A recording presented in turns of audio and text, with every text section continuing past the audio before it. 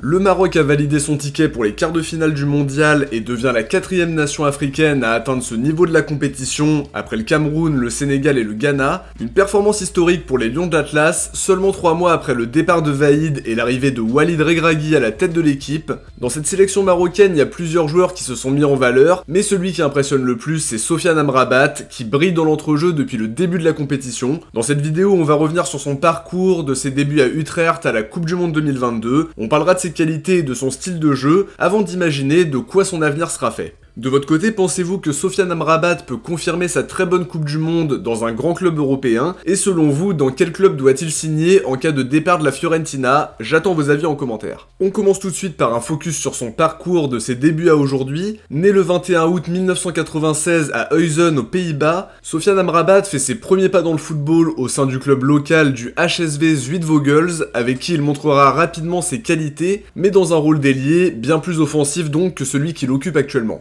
En 2006, il intègre le centre de formation du FC Utrecht après un essai concluant. Il va parcourir les différentes catégories de jeunes avant de signer son premier contrat pro à l'âge de 17 ans. Il s'entraîne avec l'équipe première dès le début de saison 2014-2015, très apprécié par son coach de l'époque, Rob Alflön, qui va lui offrir ses premières minutes en novembre 2014 en pro face au Vitesse Arnhem. Sur cette saison-là, il ne jouera que 4 matchs, la faute à une hiérarchie compliquée à bouger, mais il a malgré tout pu connaître ses 2 premières titularisations en pro. En 2015-2016, Erik ten Hag prend les rênes de l'équipe, Amrabat fait des apparitions sur le banc avec les pros, il joue 7 matchs en milieu de saison mais évolue en parallèle et surtout majoritairement en U21. En fin de saison, il devient titulaire pendant les 4 matchs de play-off et ce nouveau statut va perdurer sur la saison 2016-2017 où il ne quittera le 11 qu'en cas de blessure ou de suspension. Une saison à 38 matchs pour un but et une passe D qui lance véritablement la carrière du jeune milieu marocain. Ses bonnes performances attirent l'œil des recruteurs, notamment ceux de l'AZ Alkmaar et du Feyenoord Rotterdam.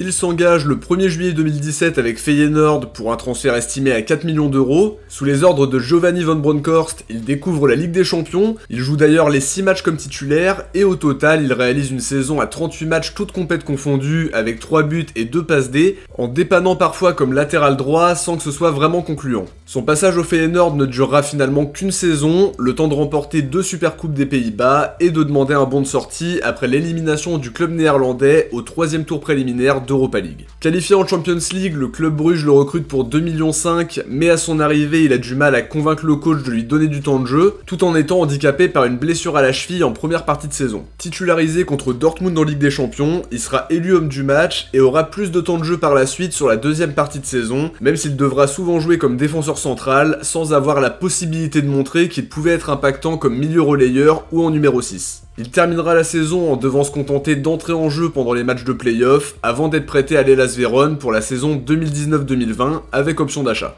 En Italie, il arrive dans la peau d'un titulaire indiscutable et peut enfin montrer l'étendue de son talent comme milieu défensif. Dans une année tronquée par la crise sanitaire, il joue 34 matchs de Serie A en délivrant 2 passes D et en marquant un but. C'est très logiquement que l'Hellas Vérone lève l'option d'achat de 3,5 millions en janvier 2020, mais étant donné que les 6 premiers mois très réussis d'Amrabat ont été remarqués, il est transféré à la Fiorentina dans la foulée pour quasiment 20 millions d'euros, mais restant prêt à l'Hellas Vérone jusqu'à la fin de saison puisqu'il a déjà joué pour Bruges et Vérone dans la même saison. À la Fiorentina, il est titulaire indiscutable pour sa première saison, en jouant 33 matchs au total, mais sa deuxième saison sera un peu plus compliquée en termes de temps de jeu. Il joue peu sur la première partie de saison, en janvier il part pour la CAN, donc il loupe un mois de match de son club, mais sur les 6 derniers mois, il retrouve un rôle important en étant systématiquement titulaire pour les gros matchs. Cette saison, il est indispensable dans le 11 de Vincenzo Italiano, et les intérêts de plusieurs grands clubs européens se font de plus en plus nombreux, mais on en parlera un petit peu plus tard. Sur son parcours en sélection maintenant, il a été international néerlandais avec les U15, comme son frère Nordin qui était international espoir avec les Pays-Bas et même international olympique avant de définitivement opter pour les Lions de l'Atlas. À partir d'octobre 2013, Sofiane porte les couleurs du Maroc avec les U17 d'Abdellah El Idrissi, puis des U20 et des U23. En mars 2015, alors qu'il joue encore à Utrecht, il fait partie de la liste de Zaki Badou avec l'équipe première pour jouer contre l'Uruguay, mais il n'entre pas en jeu à ce moment-là. C'est Hervé Renard qui lui offrira sa première sélection et sa première titularisation dans le même temps face à la Tunisie en amical le 28 mars 2007. Il participe d'ailleurs au mondial 2018 mais ne jouera qu'une quinzaine de minutes face à l'Iran comme latéral droit en remplaçant son frère Nordin comme un symbole. C'est à partir de fin 2019 qu'il accumule les titularisations et depuis il est devenu clairement incontournable, que ce soit sous les ordres de Vaïd ou de Regragui. Sur cette Coupe du Monde, il impressionne clairement par sa capacité à couper les lignes de passe, à remporter ses duels et aussi par son abattage énorme au milieu de terrain.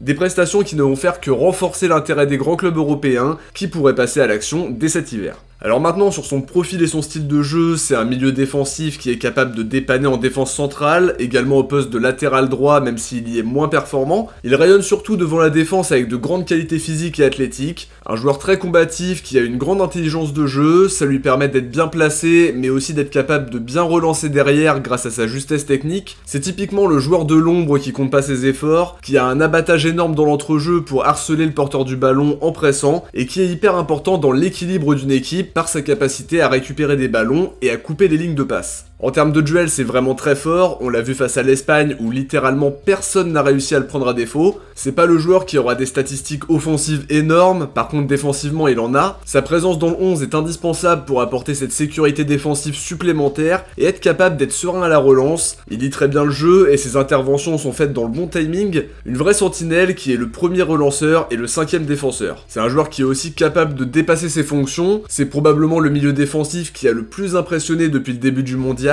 Il est indispensable dans le 11 de Regragui et on espère que le Maroc ira encore plus loin dans cette Coupe du Monde parce que l'histoire est très belle jusqu'à présent et qu'il y a possibilité de la marquer un peu plus en devenant la première nation africaine à atteindre un dernier carré de Coupe du Monde. Sur l'avenir d'Amrabat, il serait très convoité par Liverpool. Apparemment, il y aurait même eu une rencontre entre Amrabat, ses représentants et Jürgen Klopp avant la Coupe du Monde, comme l'explique Foot Mercato et Lion de l'Atlas. Une nouvelle rencontre est prévue après le mondial et ça ne devrait pas être les seuls prétendants parce qu'il a réalisé des prestations XXL depuis le début du tournoi. Tottenham voulait le faire signer l'été dernier, mais la Fiorentina s'était fermement opposée à son départ. Ils vont sûrement tenter une nouvelle approche cet hiver, tout en sachant qu'Amrabat rêve d'évoluer en Première Ligue. À côté de ça, l'Inter aimerait aussi le faire signer d'après Foot Mercato, mais à voir s'ils vont passer à l'action. La Fiorentina demanderait au moins 30 millions d'euros pour le laisser partir, mais les clubs qu'on a cités un peu plus tôt ont clairement les moyens de les mettre. En tout cas, Amrabat pourrait rapidement partir après cette Coupe du Monde de très haut niveau et après avoir été très bon en Serie A. À 26 ans, c'est le bon moment pour signer dans un club qui a des ambitions sur la scène européenne. Il a montré qu'il avait les épaules pour évoluer au plus haut niveau et ça mérite une confirmation dans un grand club européen, parce qu'il a montré beaucoup de régularité aussi. Le Maroc tient en tout cas un milieu défensif de très grande qualité qui participe plus que grandement au parcours des Lions sur cette Coupe du Monde 2022 et qui sera encore très important pour les années à venir. C'est pas le seul joueur qui montre d'excellentes choses pendant la compétition parce que l'équipe marocaine est très bonne sur le plan collectif. On parlera d'ailleurs très prochainement d'Azzedine Ounahi dans une vidéo qui sera liée au mercato marseillais dans le même temps. N'hésitez pas aussi à me faire vos propositions dans les commentaires pour les joueurs des prochaines analyses. J'ai déjà quelques noms en tête pour les prochaines, mais n'hésitez pas à me faire vos suggestions dans les commentaires.